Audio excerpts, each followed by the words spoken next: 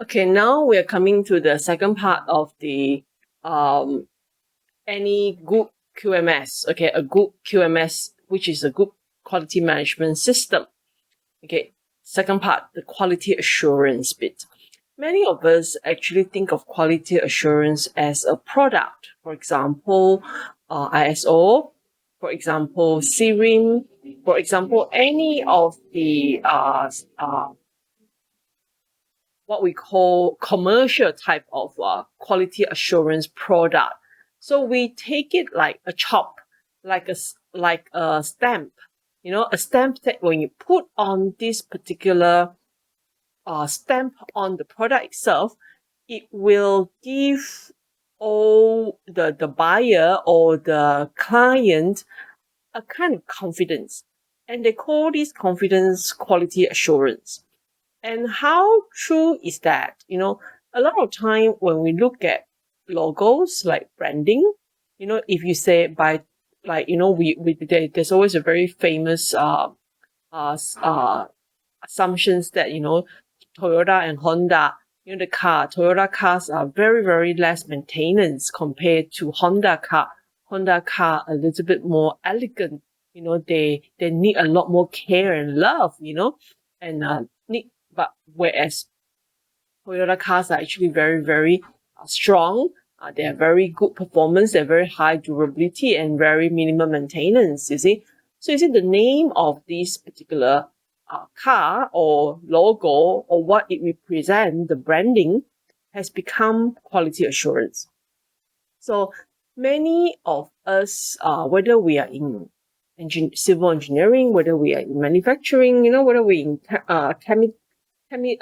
chemical engineering dealing with petroleum, that sort of things, we normally, sort of like our thought of quality assurance more or less actually stops at this sort of assumptions. I mean, this sort of branding, logo, and then method or a stamp of quality assurance, meaning that if I buy my PAL from SIRIM approved PALs, ISO certified, then you assume the product has certain level of quality. Well, it's not entirely wrong to say that, okay? It basically means that the product has gone through some processes and it has gone through some uh, level of checking that it is actually conform to certain established benchmarks, okay? So that is what quality assurance is supposed to mean.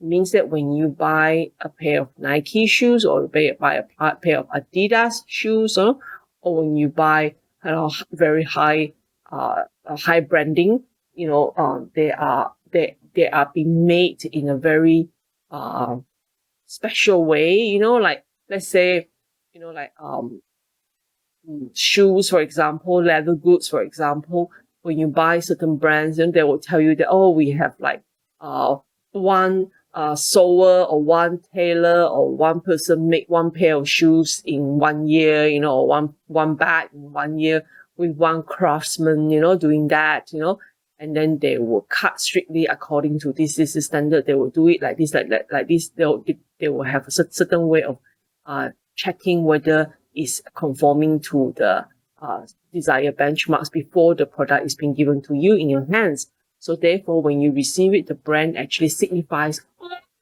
these processes behind the effort. Okay, so essentially, it is not all it is. We cannot say that because the things are ISO certified or SIRIM approved or IEC approved or Australian standard or Malaysian standard US standards that this is actually definitely good quality.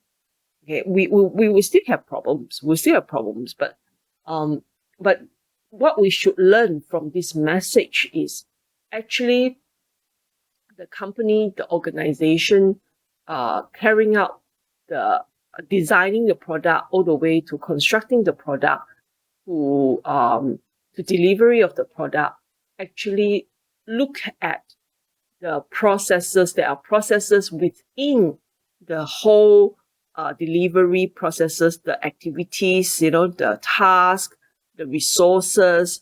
They have very specific way of planning for the quality.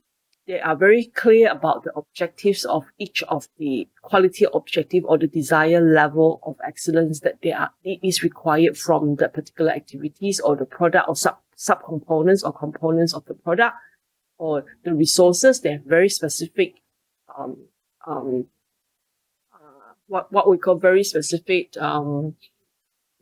what was the English word now that I'm trying to come up with? Very specific statement on what they want from the product, meaning that they will say that we want, we will need this level of material. We will need thickness, how much. We will need certain level of smoothness or whatever. They actually have that, you see. And then on the other hand, it also shows that they're very rigorous in terms of their checking in every aspect. And therefore, the product that comes out, even though you do not need to check every single one of them, maybe you just do some random checking, you will be able to certify that this product is actually quality assured, so that's the meaning of quality assurance. So quality assurance actually represents the interim. This is the mid-second phase of QM. And whereby we are making, it is a process, it's an interim phase, it's like a bridge, it is like a bridge between planning and control.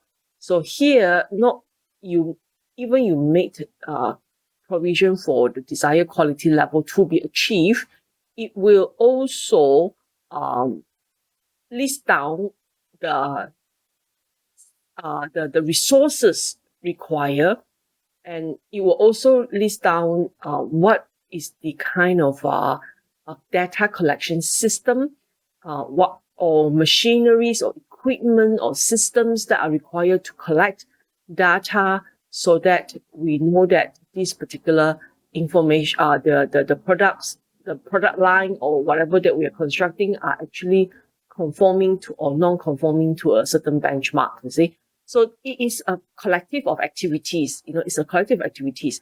So it's basically, if we look at, to make it more simple, it's just that if we're looking at one activity, for example, earthwork, for example, piling work, So under piling work, there is a series of activities under sub-activities and sub-tasks under piling work, for example, or foundation work. And every sub-task, the main task of work, what is the level of quality we want to achieve, for example. Then you specify that, you're very clear about that. And then when the activities comes out, we actually would list, for QM, it will say that, you need to plan, meaning that part of QA, is about, you must have a good quality plan. And that plan will list down the method, the way that you approach this particular activity, the steps that you need to carry it out, and then also it will put down like what are the resources that is required and what sort of requirement that you're putting into the resources to make sure that the delivery is accordingly. But then the thing is, we do not forget there's another part, is there will also be system in place for you to check every steps, or whatever you need certain checking, you will put that down, in the this particular phase, when you're designing this QM for your product. QA for your product. So you will say that, okay, at this stage we need to send it out for external testing, independent lab testing, and then if the result comes out not good, then it's non-conformance. What do we do next? So these are the flow, basically.